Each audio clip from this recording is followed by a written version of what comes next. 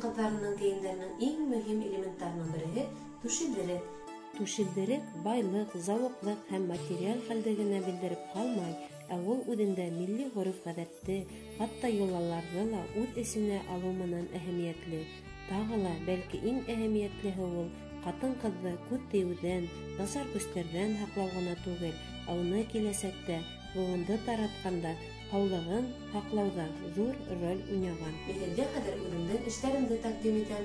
Элекке замандың стиленә таянып, уларны заманса форматта эшләргә тырышам.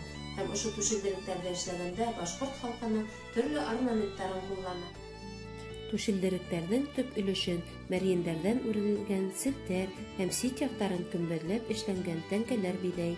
Тәңкәләр башкорт халкының милли киемендә алыштыргыһыз урын алып тора. Шуңа күрә юкка гына башкорт кызларын тәүдә ишетәһең, аҙап күрәһең тимәгәндәр. Түшелдеректең үҙ ягында тәңкәләр менән сиратлашып ҡорт-баштар килә. Ҡорт-баштар хатын-ҡыҙҙарҙы күҙ тиеүҙән һаҡлаған. Шулай уҡ мин ошо конкурсҡа әҙерләнгәндә үҙебеҙҙең Бөрйән ырыуының тамғаһын да ҡулландым. Һәм шулай уҡ башҡорт халҡының милли кейемдәренең бер элементы ул ҡашмау.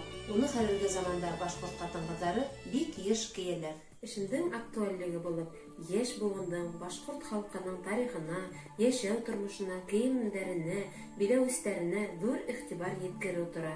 Һуңғы йылдарҙа башҡорт биләүестәрен стилләштереү ололар араһында ғына түгел, ә йәштәр араһында ла ҙур ҡыҙыҡһыныу уятыуы шатландыра.